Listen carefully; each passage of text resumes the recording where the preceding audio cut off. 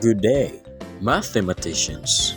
For today's video, we will delve into the world of college and advanced algebra function basics. What are the characteristics of function basics? But before that, what is function? So as stated, a function f is a relation in which each possible input value leads to exactly one output value. So let's go back to its characteristics. A relation is a set of ordered pairs. The set of the first components of each ordered pair is called the domain, and the set of the second components of each ordered pair is called the range. Consider this set of 5 ordered pairs: 1, 2, 2, 4, 3, 6, 4, 8, and 5, 10. The domain is 1, 2, 3, 4, and 5, and the range is 2, 4, 6, 8, and 10. Each value in the domain is also known as an input value, and each value in the range is also known as an output value. So let's move to the next slide. Given a relationship between two quantities, determine whether the relationship is a function. First, identify the input values. Second, identify the output values. 3. If each input value leads to only one output value, classify the relationship as a function. If any input value leads to 2 or more outputs, do not classify the relationship as a function. But before we proceed on how to identify whether the relation is a function, we have to know the notation of a function first. The highlighted text is the function notation, defines a function named f. This read as y is a function of x. The letter x represents the input value or independent variable. The letter y or function of x represents the output value or dependent variable. Let's proceed to one-to-one function. One-to-one function. A one-to-one function is a function in which each output value corresponds to exactly one input value, which means no two elements in the domain or input corresponds to the same element in the range or output. The function in part A shows a relationship that is not one-to-one function because inputs Q and R both give output N. And the function in part B shows a relationship that is a one-to-one function because each input is associated with a single output. Lastly, the relationship in part C is not a function. Desmos. Enable for us to verify a one-to-one function, we can use the vertical line test. The vertical line test, it cuts the graphs of a function or equation at one point to represent a function. And if the graph of the equation represented in the coordinate axis is cut by vertical line at more than one point, then it is not a function. So evaluate and solve functions. Given the formula for a function, evaluate. So the first step would be replace the input variable in the formula with the value provided. And the second, calculate the result. So the given value is 2. So we can substitute it to the given formula, which is f of x is equals to x squared plus 3x is minus 4. So the value of our x is 2. So f, substitute the 2 is equals to 2 to the power of 2 plus 3 times 2 minus 4. So 2 squared is 4 and 3 times 2 is 6. So 4 plus 6 is 10 and 10 minus 4 is 6. So f of 2 is equals to 6. Evaluate and solve functions. Given a function in equation form, write its algebraic formula. First, solve the equation to isolate the output variables on one side of the equal sign, with the other side as an expression that involves only the output variable. Second, use all the usual algebraic methods for solving equation, such as adding or subtracting the same quantity to form or from both sides, or multiplying or dividing both sides of the equation by the same quantity.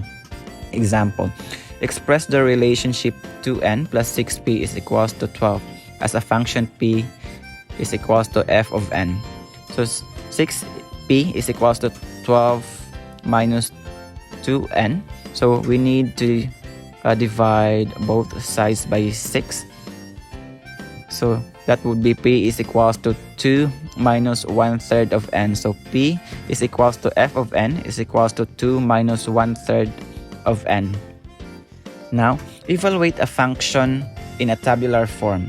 So given the function represented by a table, identify specific input and output values. So these are the steps. First, find the given input in the row or column of input values. Second, identify the corresponding output values paired with that input value. Third, find the given output values in the row or column of output values. Noting every time that output value appears. And fourth, identify the input values corresponding to the given output values. Finding function values from a graph. So the vertical line test can be used to determine whether a graph represents a function. First, inspect the graph to see if any vertical line drawn would intersect the curve more than one. Second, if there is any such line, determine that the graph does not represent a function. Once you have determined that a graph defines a function, one easy way to determine if it is a one-to-one function is to use the horizontal line test. First, inspect the graph to see if any horizontal line drawn would intersect the curve more than one. Second, if there is any such line, determine that the function is not one-to-one. Constant function. A constant function is a function that always produces the same output value no matter what input value you give it. It's written in the form fx equals c, where c is the constant value. This graph is a horizontal line at the height of the constant value parallel to the x-axis. Its domain can be any set of real numbers as it can handle any input value. Its range is just the single constant value c. Identity function. An identity function is a function that simply returns its input value as its output without any modification. It's written in the form fx equals x. Its graph is a straight line that passes through the origin 0 and 0 and has a slope of 1, forming a 45-degree angle with the x-axis. Both the domain and range of an identity function are the set of all real numbers as it can handle in any input and produce any output. Absolute value function. An absolute value function is a function that takes the non-negative value of any input regardless of its sign. It essentially measures the distance of a number from 0. The simplest form is fx equals absolute value of x. Its graph looks like a V-shaped curve with its vertex at the origin 0 and 0. Its range is all non-negative real numbers, 0 and positive numbers, as it always outputs a non-negative value. Now, let's move on to quadratic function. So defining the characteristic of a quadratic function is the presence of the x squared term. Squaring a number, whether positive or negative, always results in non-negative value. This means that as you move away from the center of the graph, the y values either increase steadily or for positive leading coefficient or decrease steadily for a negative leading coefficient, creating the characteristic of U-shape, or also known as the parabola. Quadratic functions always have a domain of all real numbers. The range depends on the direction the parabola opens and the vertex y coordinate. You can determine the range by analyzing the graph of the function or by using algebraic techniques. So the general equation of a quadratic function is the function of x equals ax squared plus bx plus c, where a, b, and c are constants. Now, let's proceed to cubic function. A cubic function is a polynomial function of degree 3, meaning the highest exponent of the variable is 3. The graph of a cubic function is a smooth, is-shaped curve called cubic curve. The domain of a cubic function is always all real numbers. This means you can plug any real number into the function and it will produce a valid output. There are no restrictions on the x values that can be used in a cubic function. Range.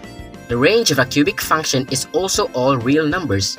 This means that the function can produce any possible real number as an output. Unlike quadratic functions, which have a limited range depending on the direction of their opening, cubic functions can reach any y value. Now, let's continue to reciprocal function. The reciprocal function, also known as the multiplicative inverse function, is defined as function of x equals 1 over x. It takes any non-zero number, x, and returns its reciprocal, which is 1 divided by that number. The graph of the reciprocal function is a hyperbola with two branches, one in the first and third quadrants, and the other in the second and fourth quadrants. The domain of the reciprocal function is all real numbers except for 0. This is because division by 0 is undefined. You cannot plug 0 into the function, as it would result in an undefined output. Range. The range of the reciprocal function is all real numbers except for 0 also. The function can produce any non-zero real number as an output. However, it can never produce 0 itself. Reciprocal squared function. The reciprocal squared function is a variation of the reciprocal function where the input value is squared before being reciprocated. It is defined as the function of x equals 1 over x squared. The graph of this function is also a hyperbola, but it has different shape than the standard reciprocal function. Like the reciprocal function, the domain of the reciprocal squared function is all real numbers except for 0. It is because division by 0 is undefined, regardless of whether the input is first squared or not. The range of the reciprocal squared function is all positive real numbers. This means that the function can only produce outputs that are greater than 0. It cannot produce 0 or any negative numbers. This is due to the squaring of the input value, which always results in a non-negative output. Square root function. The square root function, denoted as the function of x equals the square root of x, takes a non-negative number x and returns its square root, which is a number that, when multiplied by itself, gives x. The graph of the square root function is a smooth, U-shaped curve that starts at the origin and extends to the right. The domain of the square root function is all non-negative real numbers. This means you can only plug in numbers that are greater than or equal to 0. Negative numbers are not allowed as inputs because the square root of a negative number is not a real number. The range of the square root function is all non-negative real numbers. This means the function can only produce outputs that are greater than or equal to 0. It cannot produce negative outputs. Cube root function. The cube root function, denoted as a function of x equals to the cube root of x, takes in a real number x and returns its cube root, which is the number that, when multiplied by itself 3 times, give x. The graph of the cube root function is a smooth curve that passes through the origin and extends both to the right and to the left. The domain of the cube root function is all real numbers. This means you can plug any real number, whether positive, negative, or 0, and the function will produce a valid output. Unlike the square root function, the cube root function can handle negative inputs without any issues. The range of all the cube root function is also all real numbers. This means the function can produce any real number as an output. There are no restrictions on the possible values that a cube root function can take. Good day everyone, I am Raliza Javier and now I will be discussing about set builder and interval notation. So, set builder notation is a method of specifying a set of elements that satisfy a certain condition.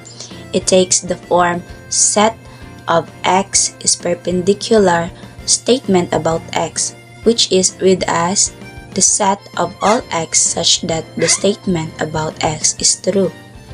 For example, the set of x is perpendicular to 4 less than x less than or equal to 12. So the next one is interval notation.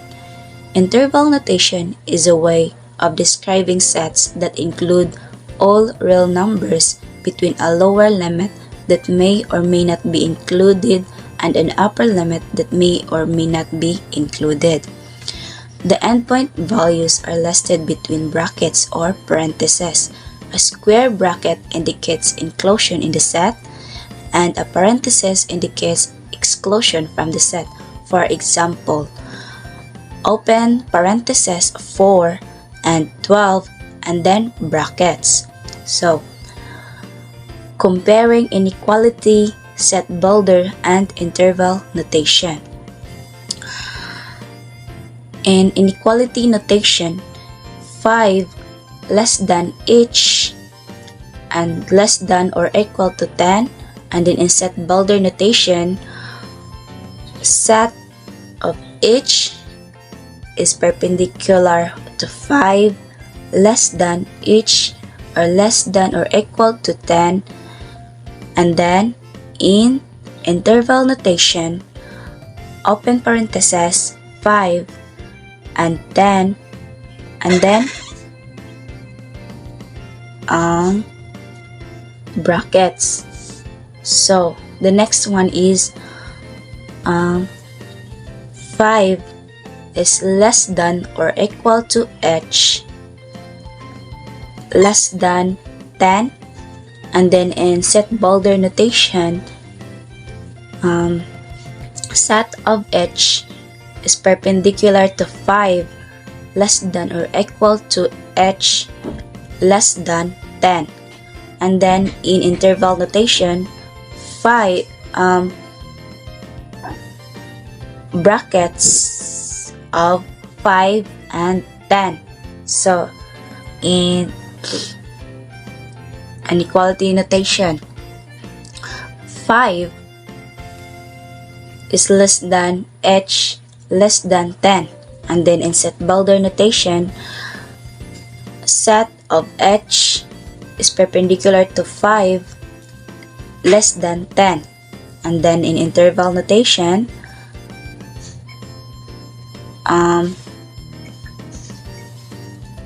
open parentheses of 5 and 10, and then another in inequality notation.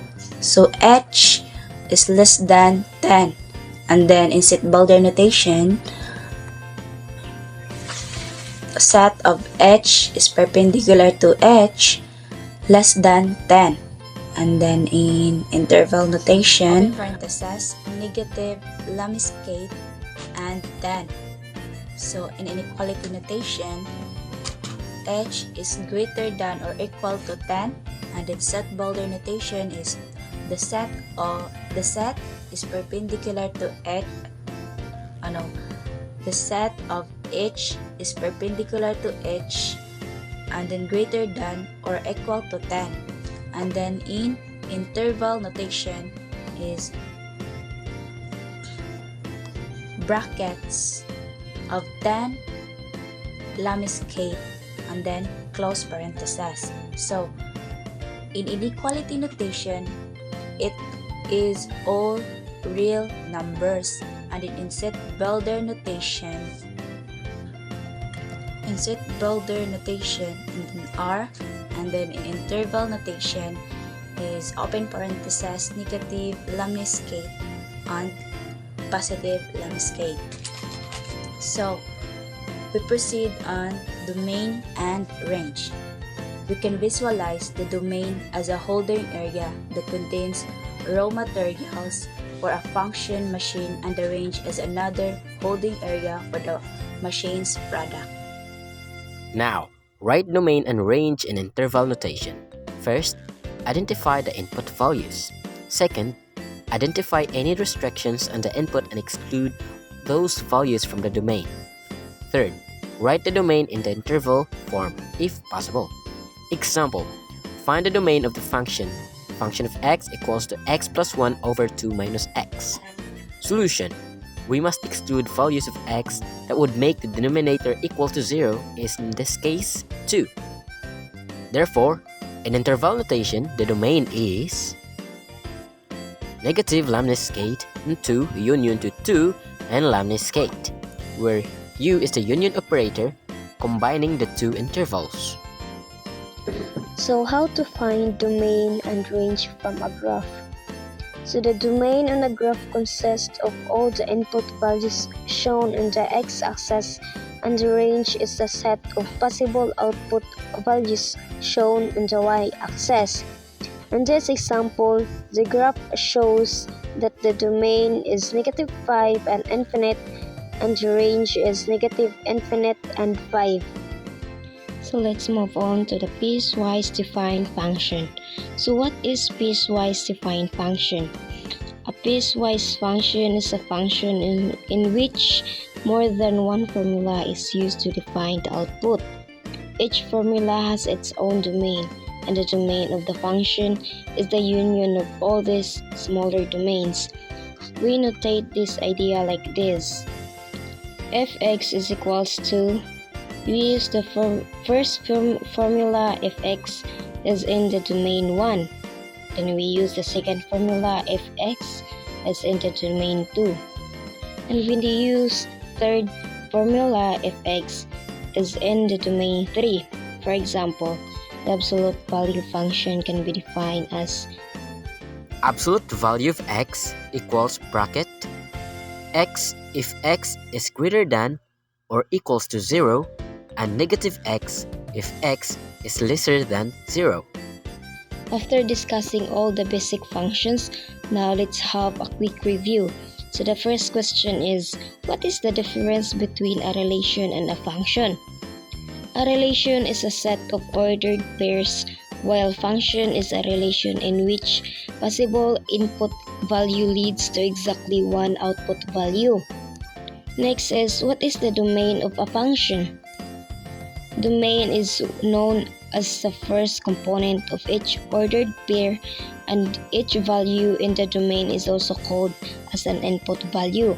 So the domain of a function in y is equals to fx. X is the domain or input value or the independent variable. What is the range of a function?